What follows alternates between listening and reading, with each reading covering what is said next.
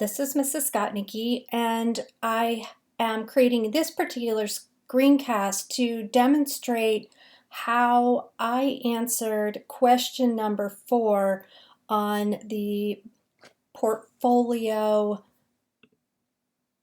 outcome planning document. And what I have on my screen right now is the assignment document, because in the assignment document you will find all of the outcomes. And outcomes is a confusing word, but you can think of outcome as a writing standard or perhaps a writing goal.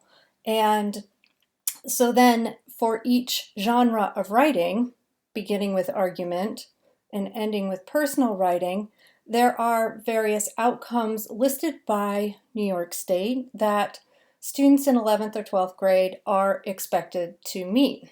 And as I was grading your planning documents, I noticed that some of you struggled with question number 4 and incorporating, or rather answering it completely, to incorporate all the different various pieces of the outcomes. So what I'd like to do is take a couple minutes right now and show you what I did, because as you can see here, this block of text, for example, under argument writing outcome, is substantial. And if I just look at that whole chunk of text, I'm overwhelmed because it seems like there's so much going on and I have a difficult time deciphering it. So what I did was I approached this by tackling each of these individual outcomes one by one. And so I did that by copying all of them into my own document. And you can see here my document. And for the purposes of your clarity, I made sure that I included those numbers, because even though they don't lend themselves to very fluid writing, it does make it easy for you to see which outcome it is I am addressing with my example. Okay, so as you can see here, under my first outcome, which is argument writing assignments, I have outcomes A all the way down through F.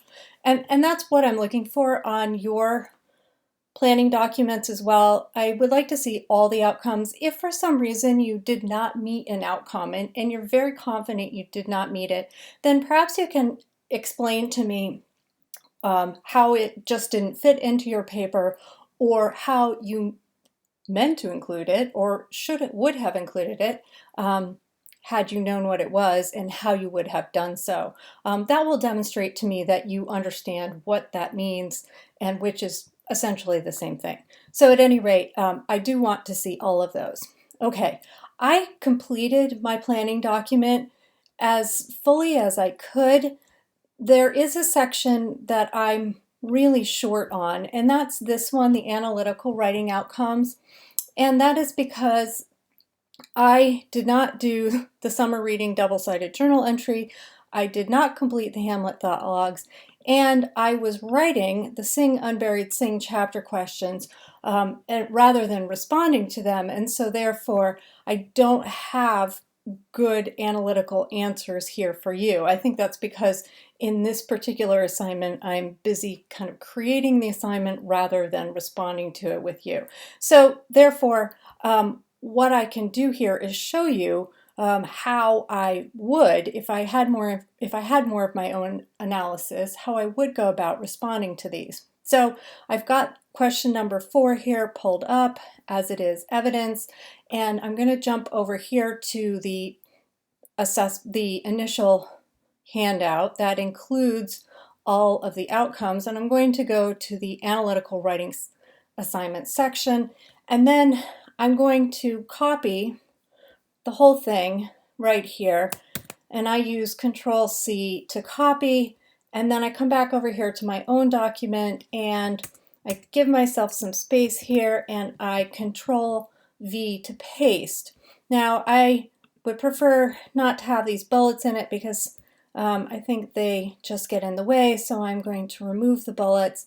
And then what I do, and you'll be able to see this because I have already answered this one by way of example, is I separate out a single outcome and I read it and then I answer just that. So outcome 1112 W2A asks, students should be able to introduce and organize complex ideas, concepts, and information so that each new element builds on that which precedes it to create a unified whole.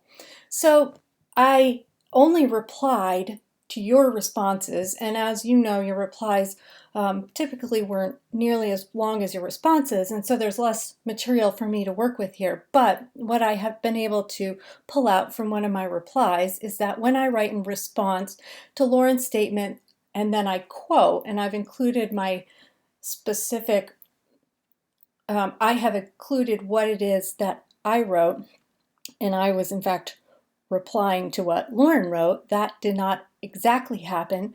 I'm introducing my analysis and framing it as a reply to Lauren's interpretation of how people and characters carry history with them. So as you can see, this supports outcome 1112 W2A, and that my ideas extend and build upon hers, creating a unified whole.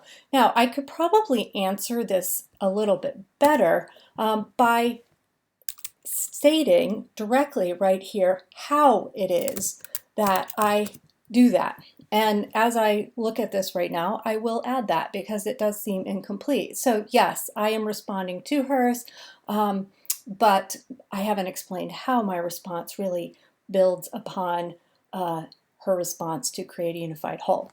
Now, if I had more responses, what I would continue to do then is go through, and now that I've got this complete, I'm delete this, right? So that one's taken care of. Yay, I move that up to the top.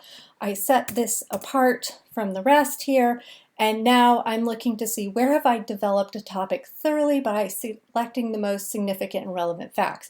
Well, I have read your Sing Unburied Sing responses, and you have all done a marvelous job, especially in some of the later chapters, writing really thorough and well-developed responses, because at this point you had a very thorough understanding of the characters in the text, and you do an excellent job developing topics. So you have a lot to work with here, but like I said, I don't, because I was the one writing the questions. So at any rate, this is how you should continue. And take these one at a time, because then they are much easier to consider. And I think you'll find that once you get going and once you sort of get the hang of one or two of them, it's really not so difficult to do them. It's just a matter of looking at them and thinking, okay, how does this apply to my writing, and moving on, writing it up, including a little bit of evidence, and then going on to the next one. Okay, please be sure to reach out with questions, and also remember to check out the other screencast about this writing assessment portfolio on presentation on precise language and style outcomes, because in it I walk you through definitions of these two outcomes, because that's where a number of you got stuck. Have a good afternoon. Stay in touch.